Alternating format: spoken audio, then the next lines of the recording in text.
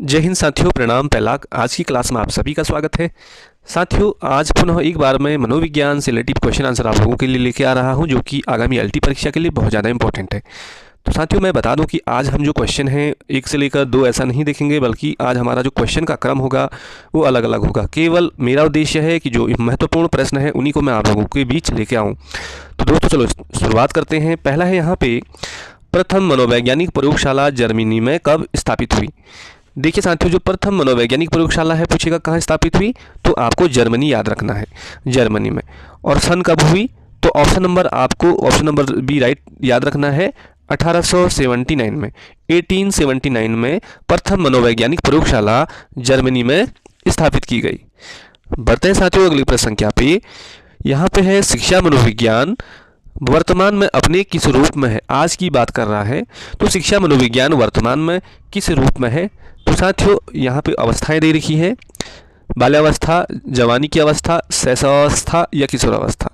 तो देखिए, मनोविज्ञान जो वर्तमान में किस रूप में है, आपको राइट आंसर लिखना है। तो ऑप्शन नंबर सी राइट हो जाएगा, शैशवावस्था। शैशवावस्था की स्थिति में अभी शिक्षा मनोविज्ञान है। बढ़ते साथियों अगले प्रश्न पे। यहाँ पे लिखा है,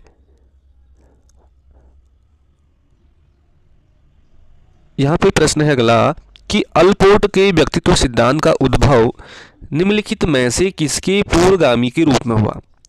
तो अल्पोर्ट के व्यक्तित्व का सिद्धांत का उद्भव निम्नलिखित में से किसके पूर्वगामी के रूप में हुआ?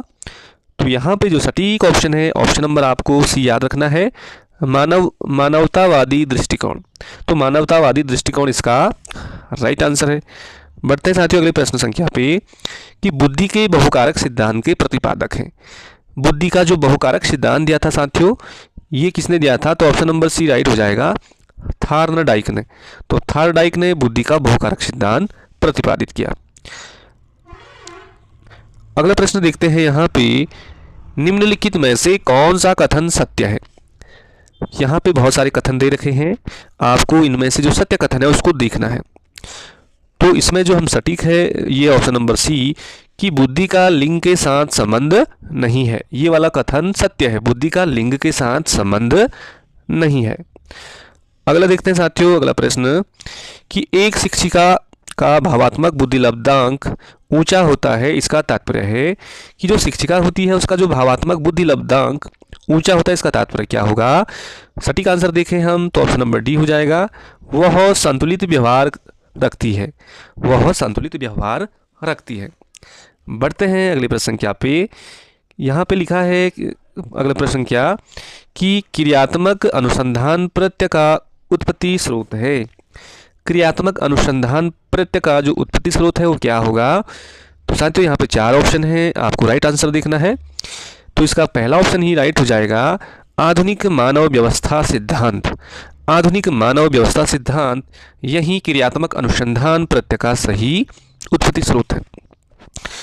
अगला प्रश्न देखते हैं, यहाँ पे लिखा है कि प्रतिभावान बालकों की पहचान करने के लिए हमें सबसे अधिक महत्व किसको देना चाहिए? यहाँ पे ऑप्शन है कि जो प्रतिभावान बालक होते हैं उनकी पहचान करने के लिए सबसे अधिक महत्व क्या चीज़ होती है? तो ये हम देख सकते हैं, ऑप्शन नंबर सी राइट है, वस्तुनिष्ठ परीक्षणों के परिणाम को देना चाहिए। जो वस्तुनिष्ठ परीक्षण होते हैं उनके प्रमाण को देना चाहिए, तभी जाकर के हम प्रतिभावान बालकों की पहचान ढंग से कर सकते हैं। अगला है साथियों कि विद्यालय में विद्यार्थियों को कैसे अभिप्रेरित करना उचित है। जो बालक हैं उनको विद्यालय में कैसे हम अभिप्रेरित करेंगे उसके लिए उचित है। ऑप्शन देखें हम तो यहाँ पे जो राइट आंसर है ऑप्शन नंबर डी होगा, स्वर अधिगम द्वारा। स्वर अधिगम के द्वारा हम विद्यालय में विद्यार्थियों को अभिप्रेरित कर सकते हैं। ज़्यादा सटीक आंसर यही है, ऑप्शन नंबर डी। बढ़ते हैं साथियों अगला कि शारीरिक बुद्धि और विकास को कहते हैं। शारीरिक बुद्धि और विकास को कहते हैं, ऑप्शन में देखें हम तो उसे कहते हैं ऑप्शन नंबर बी, अभिवृद्धि। अभिवृद्धि को ही शारीरिक वृद्धि और विकास कहते हैं। अगला प्रश्न पे चलते हैं कि संकेत अधिगम के अंतर्गत सीखा जाता है। संकेत कह रहा है, तो संकेत अधिगम के अंतर्गत सीखा जा सकता है तो कैसे? पारस्परिक अनुकूलन के द्वारा। ऑप्शन नंबर सी राइट हो जाएगा, पारस्परिक अनुकूलन के द्वारा संकेत अधिगम के अंतर्गत आता है, पारस्परिक अनुकूलन। अगला है साथियों, यहाँ पे लिखा है मेस्लो के अभिप्रेरणा सिद्धांत को कहा जाता है। ये बहुत ज़्यादा इंपॉर्टेंट है एलटी के लिए कि मेस्लो के अभिप्रेरणा सिद्धांत को कहा जाता है। साथियों बहुत बार पूछा जाने वाला क्वेश्चन है, पहला ही राइट हो जाएगा आवश्यकता का सिद्धांत। तो मेस्लो के अभिप्रेरणा सिद्धांत को कहा जाता है आवश्यकता का सिद्धांत इज राइट आंसर। बढ़ते हैं अगले प्रश्न संख्या पे। यहाँ पे लिखा है बाह्य आभास के आधार पर व्यक्ति का वर्णन कहा जाता है। बाह्य आभास के आधार पर व्यक्तित्व का वर्णन कहा जाता है, तो ये हम कह सकते हैं इसका ऑप्शन बी राइट, सतही दृष्टिकोण।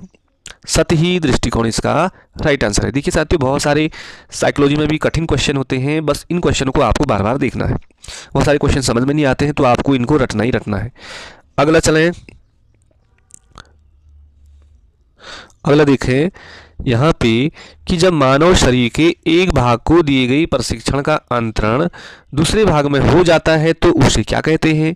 कि जैसे मानव का शरीर है, एक भाग में हमने प्रशिक्षण दिया और ऑटोमेटिक दूसरे भाग में भी उसका हो जाता है, तो इसे क्या कहते हैं, इसे कहते हैं द्विपार्श्विक अंतरण। क्या कहते हैं, ऑप्शन नंबर सी द्विपार्श्विक अंतरण के अंतर्गत आता है। अगला है साथियों बहुत ज़्यादा इंपॉर्टेंट, ये सारे मनोविज्ञान के पूरे चैप्टर को लेकर के एक सामूहिक वीडियो है। यह श्यामपट्ट को शिक्षण सामग्री के किस समूह के अंतर्गत किया जा सकता है। देखिए श्यामपट्ट पे जो लिखा जाता है उसे हम केवल देख ही सकते हैं, तो यह हो जाएगा दृश्य साधन। दृश्य साधन के अंतर्गत आएगा श्यामपट्ट प्रशिक्षण सामग्री। अगला है असंगठित घर से आने वाला बच्चा सबसे अधिक कठिनाई का अनुभव करेगा। देखिए असंगठित घर से जो आने वाला बच्चा है वो सबसे अधिक कठिनाई किसका अनुभव करेगा, कठिनाइयों में वो करेगा स्वतंत्र अध्ययन। स्वतंत्र अध्ययन का वह अनुभव करेगा। अगला है साथियों कि मूल परिवर्तियों को 14 लिखा है यहाँ पे 14 प्रकार से किसने वर्गीकृत किया। देखिए मूल प्रवृत्तियों का 14 जो प्रकार दिया, 14 प्रकार से किसने वर्गीकृत किया, तो इसका भी ऑप्शन नंबर बी राइट हो जाएगा, मैकडूगल। ये भी बहुत ज़्यादा इंपॉर्टेंट है कि 14 प्रकार की जो मूल प्रवृत्तियां हैं किसने बताई, तो मैकडूगल ने बताई। अगला है साथियों अगला प्रश्न, कल्पना के विकास के लिए क्या उपयुक्त रहेगा। पहला ऑप्शन देखें हम ज्ञानेंद्रियों को प्रशिक्षित करना चाहिए, ये भी सटीक है। कहानी सुनाना चाहिए, ये भी ठीक है। रचनात्मक प्रवृत्ति के विकास पर ध्यान देना चाहिए, ये भी सटीक है।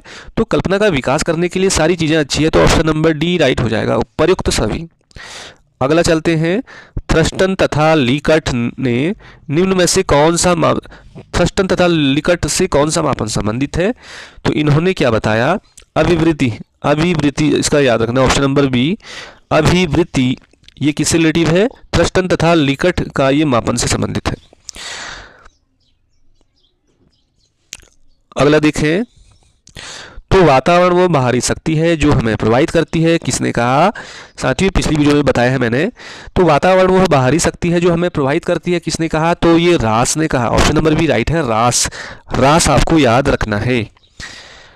अगला है, स्मृति का इबिंगहास के साथ वही संबंध है जो बुद्धि का, ये ऑप्शन नंबर सी हो जाएगा, बीने के साथ। यहाँ पे लिखने में मिसप्रिंट हो रखी है, स्मृति का जो एबिंगहास के साथ वही संबंध है जो बुद्धि परीक्षण किसने दिया, तो बीने ने दिया, ये आपको याद रखना है।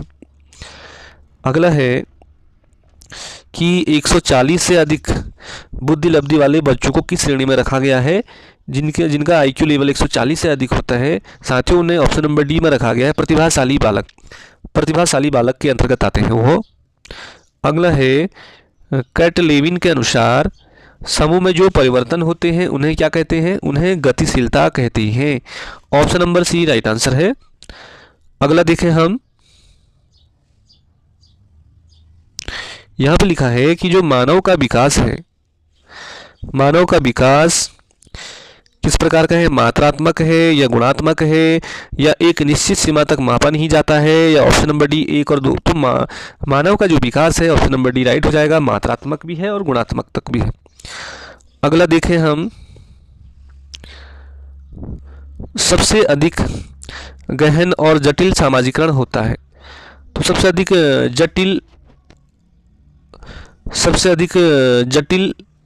गहन और जटिल जो सामाजिकरण होता है किस अवस्था में होता है यह, तो ऑप्शन नंबर डी राइट हो जाएगा, किशोरावस्था के दौरान।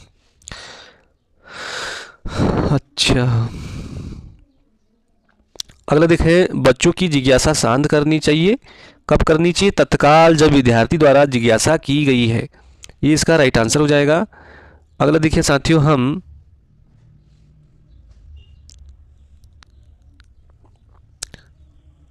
निम्नलिखित में से कौन सीखने का नियम नहीं है? तो आपने पढ़ा होगा तत्परता का नियम है, प्रभाव का नियम है, अभ्यास का नियम है, लेकिन जो तनाव का नियम यह सीखने के नियम के अंतर्गत नहीं आता है।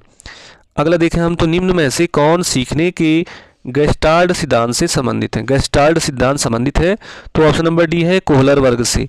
कोहलर वर्ग ने ही गेस्टाल्ट का सिद्धांत दिया था। अगला है साथियों, अल्बर्ट बंडुरा निम्न में से किस सिद्धांत से संबंधित है? तो अल्बर्ट बंडुरा ने कौन सा सिद्धांत दिया था? तो सामाजिक अधिगम सिद्धांत दिया था। सामाजिक अधिगम का सिद्धांत अल्बर्ट बंडुरा ने दिया था। अगला है, बुद्धि का पदानुक्रमिका सिद्धांत किसने प्रतिपादन किया? बुद्धि का पदानुक्रमिका का सिद्धांत किसने प्रतिपादित किया? तो ऑप्शन नंबर डी है बर्ट व बर्नन ने। बर्ट व बर्नन ने बुद्धि का पदानुक्रमिका का सिद्धांत प्रतिपादित किया। अगला है साथियों, बुद्धि के त्रियामी सिद्धांत के प्रवर्तक हैं। देखिए ये भी बहुत ज़्यादा इंपॉर्टेंट है। बुद्धि का जो त्रियामी सिद्धांत दिया वो किसने दिया? ऑप्शन नंबर बी राइट है, गिलफोर्ड ने दिया। बढ़ते हैं अगले प्रश्न संख्या पे।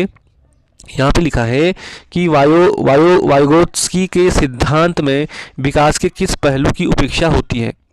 तो ये सामाजिक पे देता है बल, सांस्कृतिक पे देता है, भाषाई पे देता है, लेकिन जैविक पे नहीं देता। ऑप्शन नंबर सी है, इसमें जैविक जो विकास की उपेक्षा की गई है। अगला चलते हैं साथियों,